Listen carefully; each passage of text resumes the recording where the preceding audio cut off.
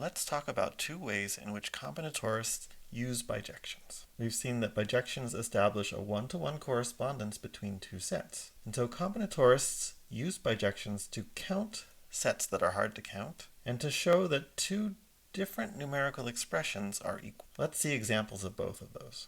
First, let's go back to an example we saw earlier, where we had a set of objects that was hard to count, and we developed a rule that allowed us to count them. When S is a set of objects that's hard to count directly, and T is a set of objects that is easy to count, and we find a bijection between S and T, then we can count S because we know how many objects are in T. The example we saw before were the set of lattice paths from 0, 0 to AB that used only east and north steps. We didn't say so at the time, but we were finding a bijection between that set of objects and a different set of objects. The set of words on the alphabet E, N with A E's and B N's. We implicitly defined a function from this set L into this set W, where as we walked along the path north, east, east, east, north, north, we recorded the steps that we took as letters N, E, E, E,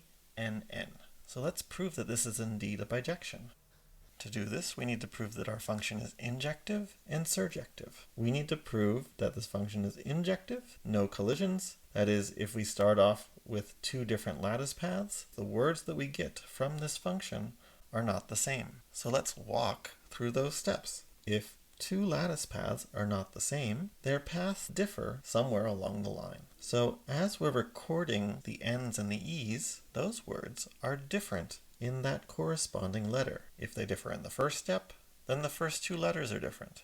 If they differ in the last step, the last two letters are different. In any case, we can determine that the two words are indeed different, which shows there's no collisions, and therefore our function is injective. Now let's prove surjectivity. That is, we need to show that everything is hit. For any word in the codomain, there is some lattice path L in the domain such that f of L is equal to W. So we start off with some element in the codomain, which is a word that has A E's and B N's. If we use those E's and N's to turn into east steps and north steps, and we construct the lattice path from there, then we've gone over A units in the x direction, and we've gone up B units in the y direction, which means we end up at A comma B. So that means that this path that we just constructed is indeed in the set L. That correspondence goes back the other way, and we get that f of L is equal to W, and so W is hit. W is in the range of f, which shows that our function is surjective. Since the function is both an injection and a surjection,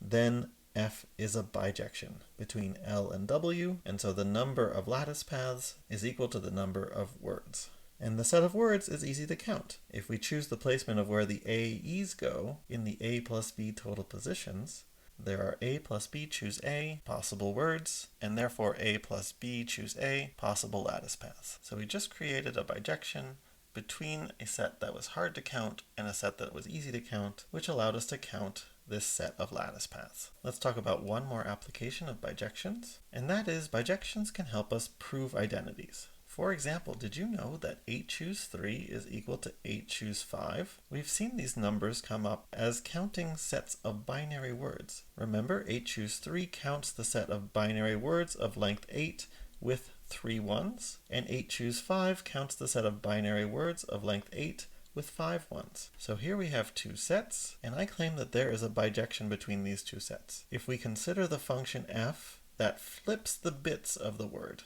that is, switches all the zeros and ones, that function is a bijection between these two sets. If it's a bijection, the sizes of the two sets are equal, which will prove this identity is true. As an example of what this function does, if it takes in the binary word 1110000, it would give out 0001111, or if it took in the word 01010010, it would give out 10101101. It starts with a word that has 3 ones and outputs a word that has 5 ones. So this is a bijection.